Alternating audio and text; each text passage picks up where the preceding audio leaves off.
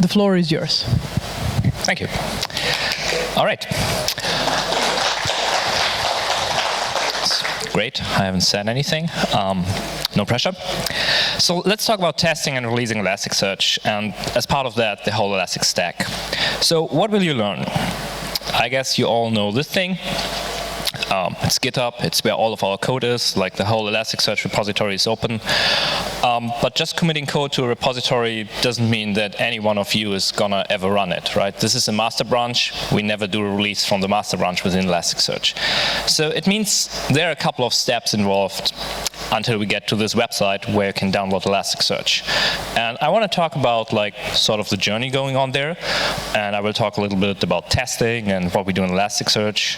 And it's also more than just Elasticsearch, because the moment there's a new release, it's not only Elasticsearch, it's the Elastic Stack, it's products or solutions based on that. So all of this, they are basically releasing at the same time. And one of those is actually Elastic Cloud, which means like this whole stack as a service within managed by us. And it means there's lots of work involved to get there to make sure that everything is released at the same time, so that on the outside it looks like a really, really seamless release. So what is my goal for today? My goal is basically telling you what we do with testing and automation, hopefully that you can take something back home and think, oh yeah, this is exactly how we should probably do it as well. As I said, Elasticsearch is no hidden black magic, it's just a software product as anything else as well.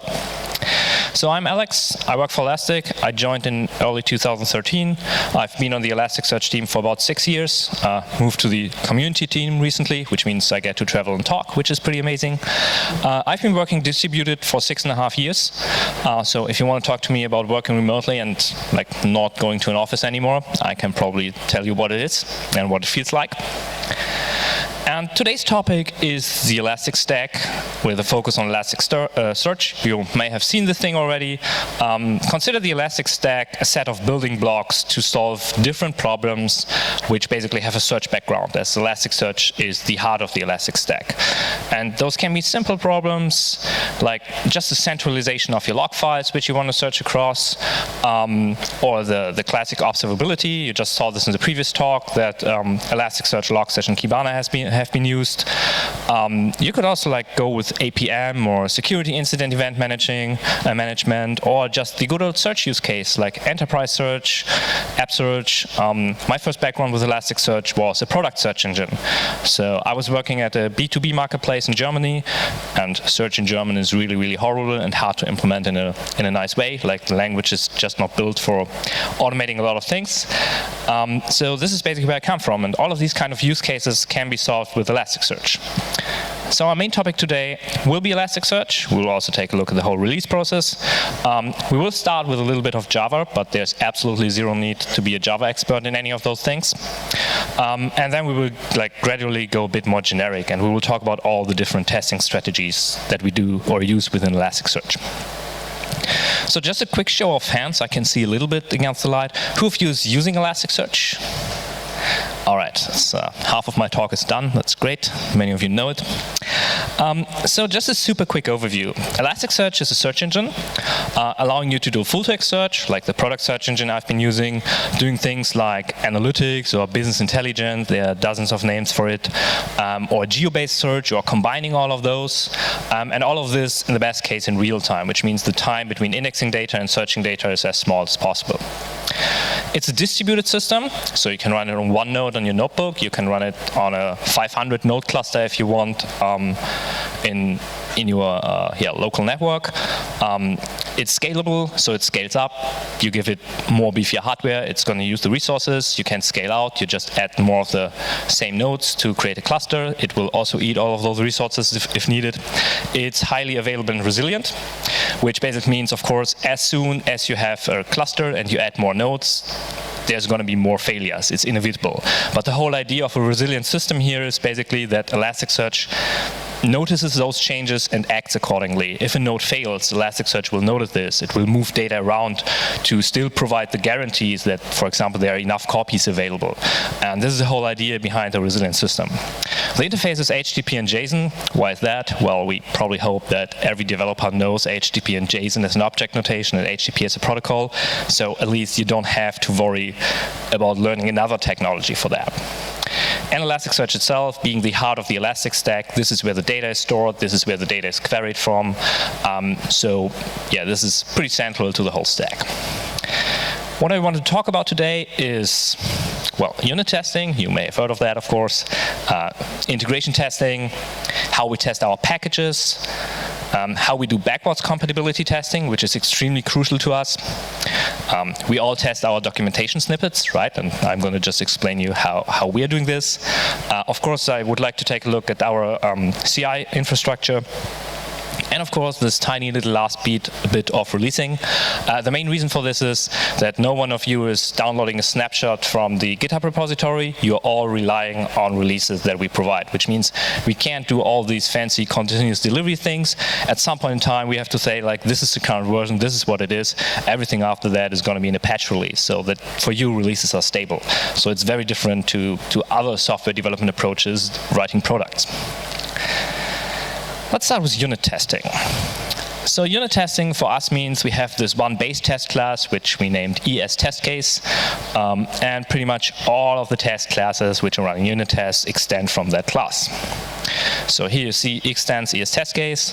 If you jump into the ES test case class, you're living in the Java world, so you're greeted with a ton of annotations. But the interesting part here is at the bottom, we're extending Lucene test case. So Lucene is the underlying full-text search library, which is doing all the full-text magic within Elasticsearch. It's been around for 20 years. It's an Apache project. It's really well maintained. It's one of the best tested softwares I've ever seen. So jumping into this, again, we have a fair share of annotations. I won't cover those. I will talk later on what they do. But the interesting part is at the top here, there's a test runner hidden. A test runner allows you to have some specific setup when you run JUnit tests. So JUnit is just the most common XUnit testing library within the Java space. And if you take a look at that, you see something extremely interesting. This. Predictable and repeatable randomness. Repeatable randomness sounds like the exact opposite that you would like to have from a random number generator. But let's deal with that for a second and resolve this mystery. So, what does it allow us? It allows us to write tests like this, where we do not create static strings, but we rather go with random data. So it allows us to create a random string of a predefined length, but we don't know how the string is looking like. For a search engine, this is crucially important, because it turns out that not every string on the world is like a Western ASCII character that most of us are used to think in. So with these kind of ways, we can sort of create arbitrary UTF-8 characters. And there's a bunch of methods like a random Boolean, a random integer. Also very important for us, as we deal a lot with times and dates, is a random time zone or a random locale. Locales are a funny thing, especially under Java, because Java by default relies on the system locale, which can mean that there are suddenly very different behaviors and very different error messages on systems running in two different data centers because people configured it to the locale the system runs in. And this is something we want to cater for and we want to test for. So every test run for us runs with a different locale and also on a different time zone. So this is sort of artificial. Let's just, for the sake of understanding, do one small more artificial test and that can get to something interesting. So in this example, we basically have a random string with a length of 10.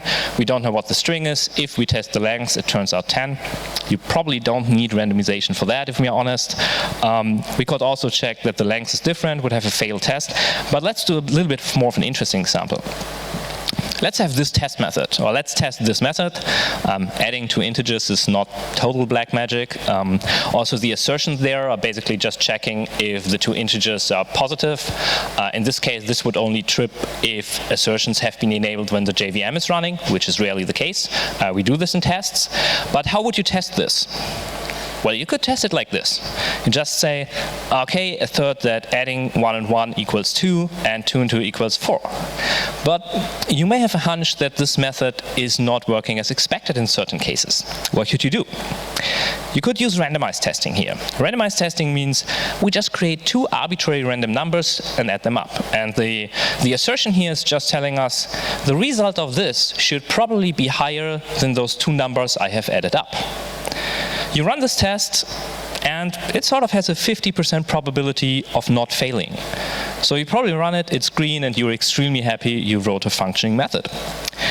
But if you still think it may fail, there are two options now. You just commit this code and run it through CI, and it fails in CI. Or you just repeat this test locally 1,000 times with different values from the random number generator. At some point, you will hit this. You will see that the assertion turns false, because if you just add two big enough integer numbers, the result is going to be overflowing and smaller than the initial variable. The very interesting part with the error message that is being returned is this. So in all of our builds, we get to see a seed. And this seed that is returned as part of the assertion failure can be configured within the test run, and this ensures that the random numbers that are generated are now stable, which basically means with every test run, we get a different seed. If we specify this seed, we're going to reproduce this test failure every time reliably. And this is one of the things how we basically debug things of those random tests, if something like that fails in our CI. Then, of course, you fix this test, and you need to remove the seed annotation again to make sure that the test is really random again when running in CI. And this all happens as part of our ES test case class. There's nothing we have to do as part of our test setup when you're writing or adding a new test. And for Elasticsearch and Lucene as well, this has proven extremely useful. Also, our build would actually fail if you leave in the seed annotation, because we want to make sure that our tests in CI are kept random. What else can this test class do? You saw all those funny annotations at the beginning. So there are a couple of basic things, like there's a logger being set up and these kind of things. But it's also doing thread leak detection. What does it mean? If you start a thread and you don't shut it down again, or you don't close the resource as you were expected to, the whole test suite will simply fail, because one thing we really don't want to do is having threads lingering around. They eat up system resources, they eat up system memory, and we really want to make sure that you properly take care of those. You could change the log level for a certain test, for a certain package, so the rest is not affected. If you set the log level to trace and you would run our test suite, you would create gigabytes of output with a single test run if all of the tests were running.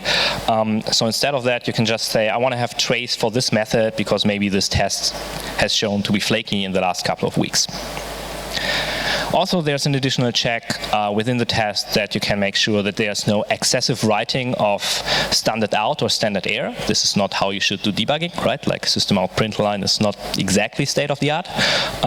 So the whole idea here is, if there's still a component accidentally writing into that, you should probably just fail your test.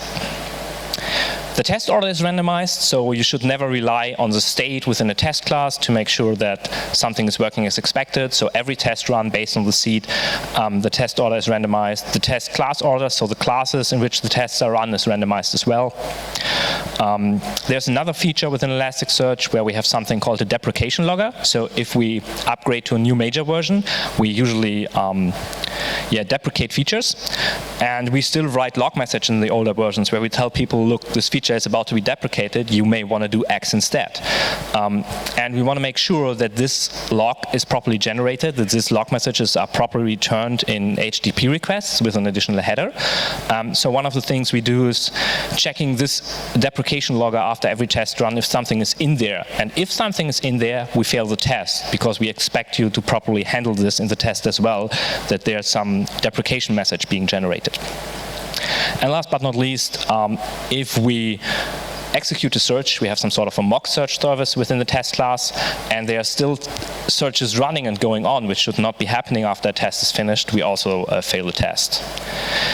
And we also run the tests on multiple JVMs. So when the test runner is starting up, there's some more code in the accompanying Gradle plugin, which basically checks how many CPUs you have locally, and it uses this to scale the number of parallel JVMs that are running, just to make sure that the system resources are utilized. So there's nothing you need to specify if you don't want to. Just add more CPUs to CI, and you will have parallelized testing. So this is unit testing. Let's talk about integration testing. What is integration testing? I think it's a super different term for everyone, depending on the programming language you're in, depending on the project you're working on. For us, it's two things. First, when we execute certain tests, we don't do this within a unit test or within a JVM, but we are starting an external process. Like an external Elasticsearch process, and then we run the tests against the HTTP interface of Elasticsearch. Why? Because this is our interface to the client. Everyone communicates with Elasticsearch using HTTP, or should do this. So for us, it's really, really important that the contracts of this API are stable and are the ones that we expect them to be. So what did we do there? We basically came up with our own test suite. And one of those test suites means that all the tests are written in YAML. I know, like, humans are not the world's best YAML parsers, and I will get to that in a second why we did that. And the definitions of the API endpoints are actually written in JSON. And it turns out humans are not the best JSON parsers either, but we'll get to that as well. Machines are really good in parsing both, actually. And we have a dedicated test suite test case, which in turn extends from ES test case, where we are basically reading the YAML tests within a certain project and executing the tests against the started endpoint. So why didn't we just write this in Java? Why didn't we just ignore YAML, ignore JSON, and just wrote all the tests in Java? Well, we have a thing called clients in Elasticsearch.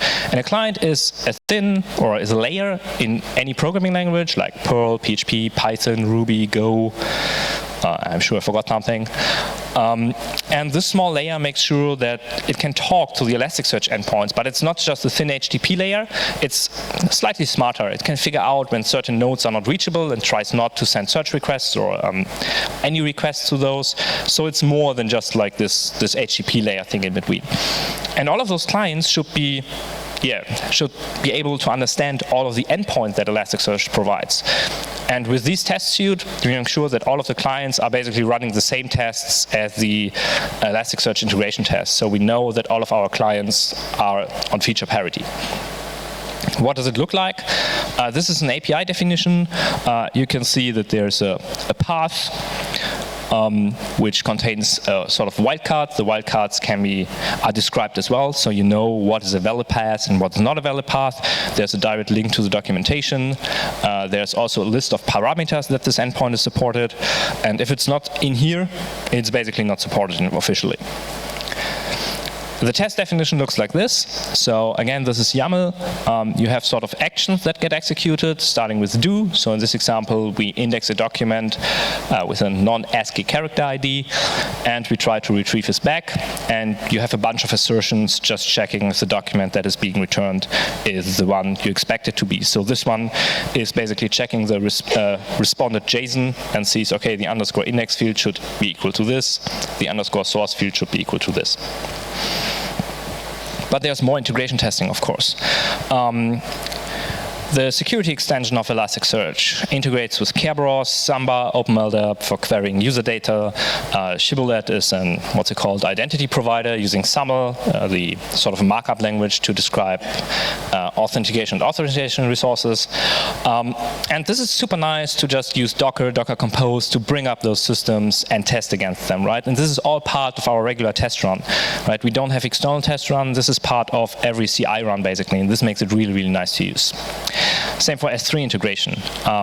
Of course, you could run against an S3 repository, but if you have lots of tests running in parallel and potentially also those integration tests, it makes much more sense to try to come up with a local environment. And the S3 integration is using Minio, which is, I think, S3 compatible service written in Go to test its functionality.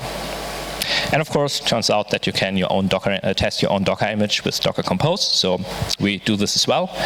And that also brings us to the next topic, package testing. So Elasticsearch comes in a ton of different flavors, basically. If you go to the download link, you can see you can download a tar.gz, a zip file containing the standard installation. There's a Debian package, there's an RPM package. There are repositories, so you can use apt-get and yum and DNF and whatnot. There are Docker images. There's a homebrew tab for OS X, which you need to add manually, and then you can download Elasticsearch via that one. There's a Windows MSI installer. There's a Helm chart, a Kubernetes operator, which of course just reuses a couple of the existing resources at the top, and the same applies for Puppet, Ansible, or Chef. So there are many, many, many different options. And this also means, as part of commercial contracts, we have to guarantee that Elasticsearch works with certain Linux distributions. So we have to make sure that we test those packages properly. So what do? Well, we do the most easiest thing that we found, and this is already a couple of years back. We just use Vagrant to install a bunch of distributions and run certain tests against it. And basically, we have to make sure it works for most of the LTS releases of the Linux distributions. You can see here all the Ubuntu versions, all the Debian versions, CentOS, OEL is Oracle Enterprise Linux, Fedora, Red Hat Enterprise, and at the end, you can even see Windows. So a part of our test suite is also testing that the Windows installation works as expected. And this is actually super, super important for us because a couple of years back, and also still the LTS releases of some Linux distributions, they use different systems to start services. Nowadays, most of the Linux distributions use systemd, which is pretty standardized across most Linux distributions, but back then, when there was a sysv init, system 5 init mechanism with the standard init scripts, the path of those were completely different between Red Hat and SUSE Linux, for example. So as we only ship a single RPM, we have to make sure this works for all of the different distributions. And this is why testing all of those different distributions is so crucial for us. So what do? We basically are using BATS. BATS is an acronym for Bash Automated Testing, and it tries to model an XUnit testing framework within Bash. So you basically can write a test like with a test annotation even, which installs a Debian package, calling dpkg --install, and then the package, and see if the return code was successful. And this is basically how we do all of our testing. We use this, we install the package, we start the service, we verify that Elasticsearch is running, we stop the service, we verify it's stopped, we purge the package, we verify that the configuration files are gone. And we do this for all the different Linux distributions with all the different flavors. And this has proven really, really useful because it turns out that Linux distributions changed a lot between major releases. However, BATS is not really developed any further today, so it's kind of stuck. The functionality is working, but we are also moving away from BATS and try to solve this with pure Java code and more of Docker containers when testing. All right, let's talk about backwards compatibility testing, everyone's favorite hobby. And this is extremely important for us. I would say those are one of the really most important tests, like all the others as well, yes. And the thing is, when you upgrade from Elasticsearch 6 to Elasticsearch 7, for example, we say you can do a so-called rolling upgrade. And we also say you can do a full cluster restart. A full cluster restart basically means you shut down the whole cluster, you upgrade every Elasticsearch version on each node, and then you bring it up again. So you basically either run the old version or you run the new version. However, we also support so-called rolling restarts, which basically means you shut down one node, upgrade it, bring it up again, shut down the next node, upgrade, bring it up again, until you upgrade the whole cluster. And this means you're sort of running in a mixed mode. You run a cluster with different versions, and this is something we have to cater for on our side. So what we basically need to support and what we need to test is some sort of rolling up a restart from the latest 6.8 version, 6.8.4 right now, to 7.4.1 at the current version, and make sure this works flawlessly. And again, you can just run this within your test infrastructure, and you can also just run this within like our build. So what we basically do is we download a snapshot of an older version within the master or the 7x branch. We start 3 nodes. They form a cluster. We run a first set of tests. If those tests are passing, we shut down one of the nodes. We upgrade it locally. We bring it up again. When this node is started, we run another set of tests, which can be the same than before, or we cater for the differences, because it might be that if you upgrade one of those versions, the response format of a certain endpoint has changed. So this is something you need to cater for in your test then. And then we continue. If those tests pass, we upgrade the next one, run the tests again, see if everything's working, and we upgrade the last one, run the tests again, see if everything's working. And all of this is part of every CI run that we basically execute, because this is so crucial for us from a functionality perspective that we can't just do this in a manual way or anything like that. All right, documentation testing. Great fun. Everyone is doing it, I suppose.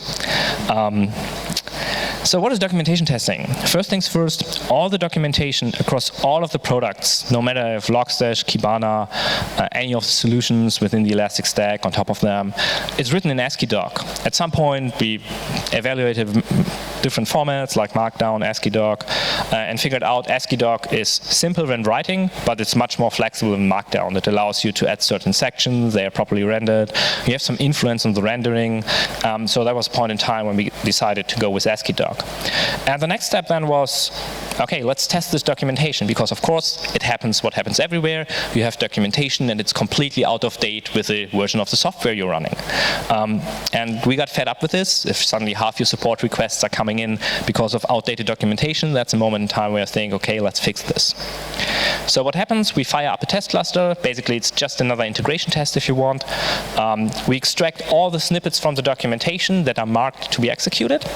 And then we run the snippets against this test cluster. If it doesn't return an error message, that's good. And optionally, we can also check the response contents. So let's take a look at a sample snippet. And this is all the magic. The first one in the brackets is basically marking this is a snippet that is supposed to be automatically tested. Then between all the dashes, the piece of code, the get Twitter doc0 is the test that is about to be executed. And the last thing, the dash dash test, dash dash is just a, no, slash slash in this example, sorry, is just a comment within ASCII doc, so it does not get rendered out. But our parser, which fetches all of those snippets, is checking for those comments. And in this example, it's just creating a certain index and indexing a couple of documents so we know that this Twitter document actually exists. And we can do a couple of nice things with this as well. You can see there's source and console in the first comment at the top. And when we render the documentation on our homepage, there are two things to this. First, you can see the snippet being differently formatted. That's not a big deal. But second, you can copy the same snippet in curl, and you can also open it in your own Kibana instance and then play around with it. That's for us super important to just get started. And also, you can see a small button over here, which is an edit button. You can basically, from there, immediately create a pull request in the Elasticsearch repository if you find anything that is buggy. And you don't have to clone the repository or anything like that. It's sort of an in-place pull request that you can create. On top of that, you can also check the responses. So in this example, this would be the response of the GET request. And we're just basically verifying that this response is equal to the response that has been returned by the client. However, there's also some special mechanism at the bottom. There's a test response. And with this test response, we are trying to replace elements that can be randomly changed. For example, if somewhere the current time is involved, you pretty much know that this will change with every test run. And you can't cater for that in the JSON itself. So in this example, there's a field called sequence number. And that can potentially be also a completely different value than listed here. So this makes our response checking somewhat dynamic and aligns to the response that is being returned. One side note, one of the things that we have changed over the years was, first we switched to Gradle. I think that was 4 or 5 years ago, so it's quite some time. Elasticsearch used Maven before that. And one of the reasons is that Gradle for us was much more flexible. We try not to have any other system to start any tests except Gradle. So we sort of hard code everything within Gradle as much as this is possible. The idea was trying to reduce the dependency to external tools. But you can't fully remove dependencies, right? We still need Vagrant, we still need VirtualBox, we still need Docker, we still need Docker Compose, and this is something you definitely don't want to rebuild within Gradle. But just to trigger those tests, we don't want to write any shell scripts or stuff like that, because shell scripts means they are hard to run on Windows. We try to squeeze everything into Gradle and make sure it works under all operating systems. Basically, just have a single build system and don't try to do anything else. Pull request testing. Elasticsearch is open. Some of it is open source. Parts of the code are just open in terms you can read them, but they are on a different license, which just allows you to use it for free. And those PR testing, the pull request testing for us is super important, also for all the developers of Elasticsearch. So what happens? every commit to an open pull request immediately triggers a full build. The most obvious reason is that most of us are working on a MacBook or a notebook, which is not as powerful as the CI infrastructure that we have. Some of us work on a workstation that is much faster, so that one might be as fast, but again, we don't know. So every commit that is done on a pull request that has been opened by an Elasticsearch organization member will trigger a full build. You can optionally also trigger a test run with GitHub, and you can also trigger an automated merge with GitHub, so that when you squash merge a pull request, we make sure that before that you've updated to the latest version and another build has been happening. And this is basically what it looks like. There's a list of tests that have been run before the pull request, or when the pull request has been created. If one of those is red, you should not merge. It's pretty easy. You also wait for someone else to acknowledge your pull request, to approve it, but also you always make sure that all of the tests are green before you merge any open PR. And then there's a small bot that you can use where you can just say, okay, I would like to run only this test again. There might be cases, of course, where because of our huge testing infrastructure, a test failed that had nothing to do with the code you did. I'll get to that in a second, how we handle that. So you can also just say, yeah, you can run the test, or you can update the branch if you want. And once you have merged something and a test fails or a test run fails after that, we also have a Slack bot which basically pings the last committer and tells them, look, you may want to look what you did wrong, or he just should take a look and figures out, okay, that was absolutely nothing that had anything to do with my commit. Yeah, it's called Homer the test bot. I have no idea why, but I'm sure it's a fancy acronym. All right, CI setup. Let's talk about continuous integration. It's super important for us because we have to test so many different things. I was already talking about the different Linux distributions, but that was just the tip of the iceberg. So this is kind of our infrastructure. Those red ones are just documentation for older versions. It's not really important, right? And this is kind of our test matrix just for Elasticsearch. And these are just the tests for the master branch. And some of those tests basically even go deeper and have subtests. So this one is running the same set of tests, but with different either Linux distributions, or in this case, different Java distributions, or different JVM versions, right? We need to test on Java 11, Java 12, OpenJDK, Zulu is another free JDK, Corretto is from Amazon, there's an Adopt OpenJDK project. So there are so many different flavors of the JVM nowadays that we still want to make sure we run the tests on those to at least have an indication, are we able to support running on those or not? Same applies for the testing on different Linux distributions. All of the tests we are running can be seen, like where they're running, how they're failing. You can see here we have divided this in Unix packaging and Windows packaging.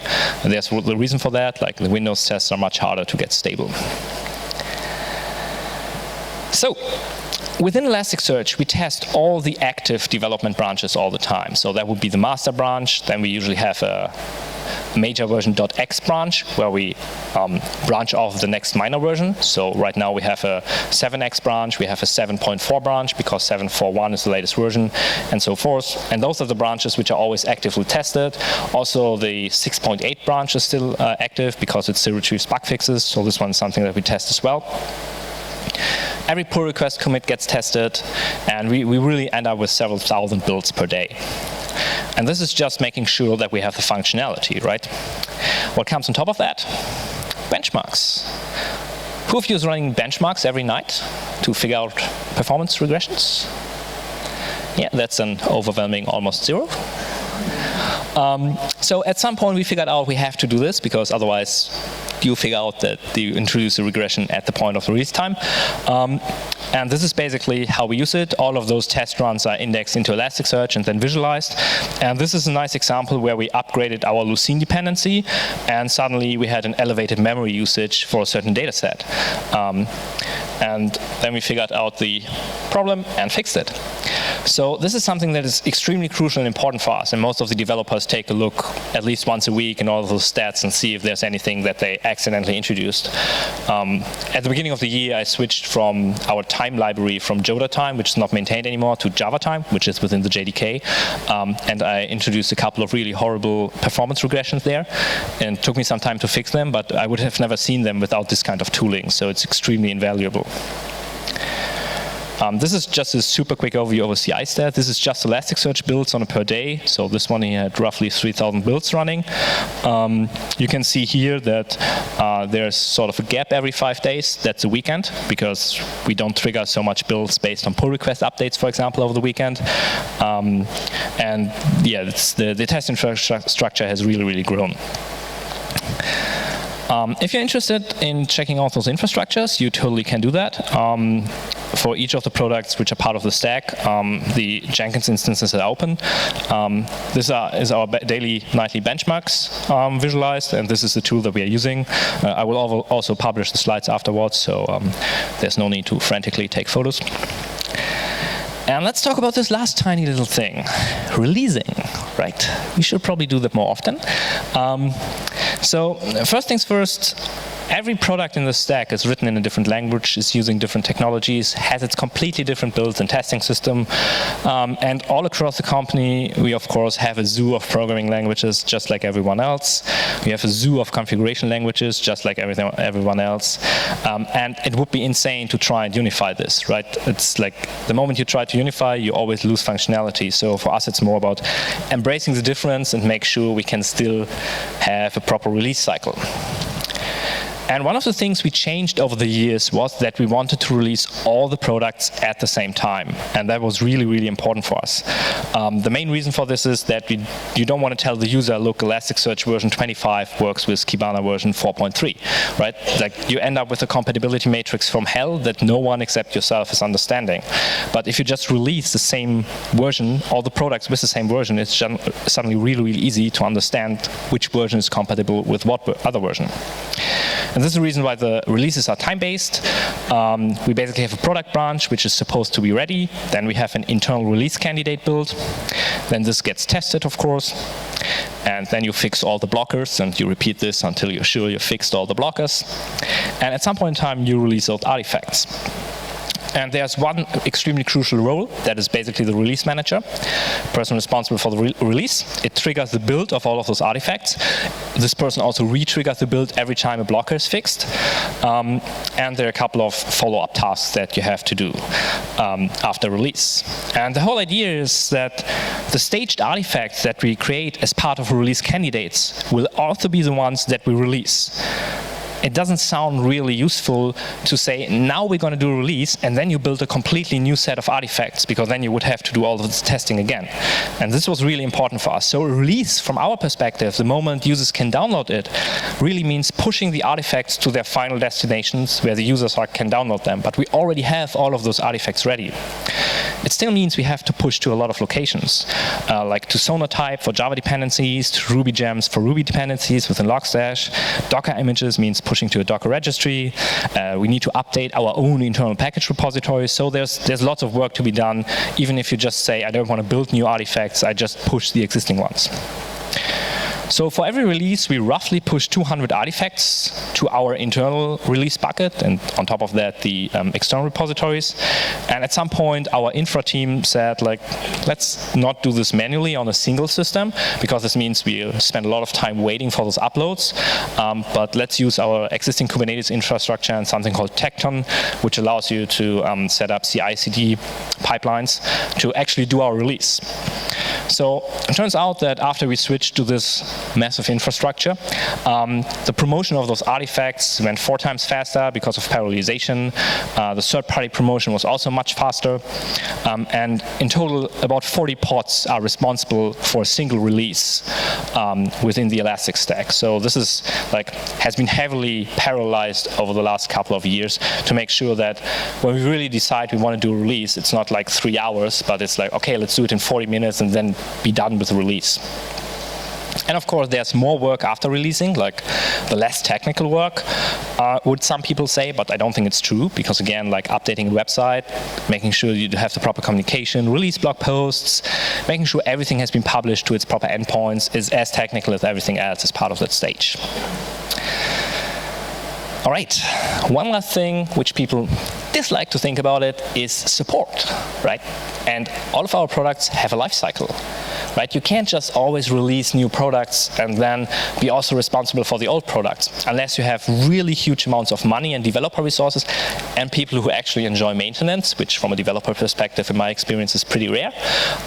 You have at some point, you have to have the voice at some point to say, we don't support this product anymore, it's older than X years, or it's been released 5 months ago before we released the other major version, anything like that, right? So you have to say, I don't support this product anymore, please upgrade, please try everything you can do to upgrade.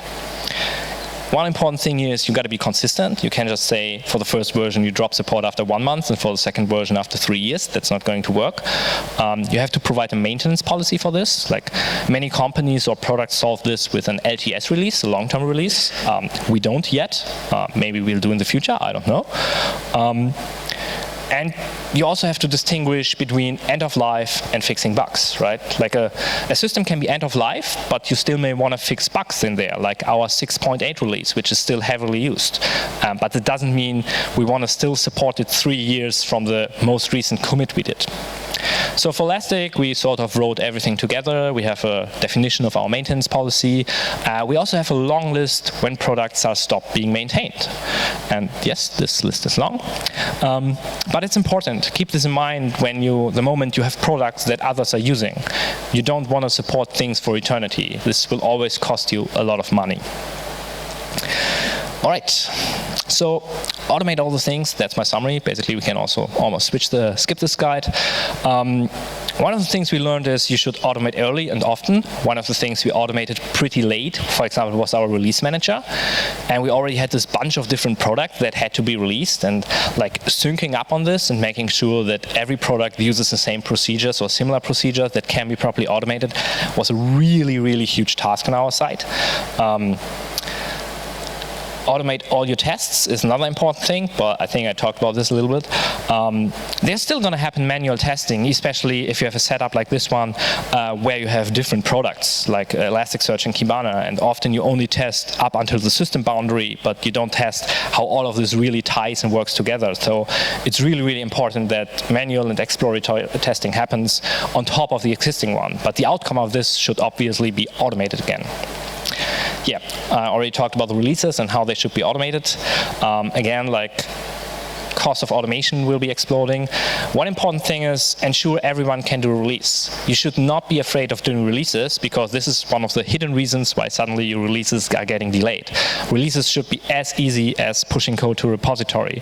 And this was really, really important for us. Like everyone within the engineering team should be able to do a release, no matter if it's a manager or an engineer or a developer or a tester. And of course, like everything that is non-technical is harder to automate. That doesn't mean you shouldn't do it, but you should be really carefully thinking of how you do it. For example, it took us a long time to properly automate the update of the CMS that we are using on the website to make sure that our latest release is in there. So we spent some time doing this manually, but over time, again, the cost was just too high and we automated things away. And this also means you automate potential errors away. All right, I think we have very few time left, like a minute or something. So I'm almost done. If you're interested in more, there's an Elastic event in Warsaw at the beginning of December. Feel free to come by. And with that, thank you a lot for listening. And I'm open for questions. I'll also be here all day today, tomorrow. So just stop me. If you want to know anything, I'm happy to dive into the code and show you how we solve something or how we introduce the bug, whatever happens first. Thank you.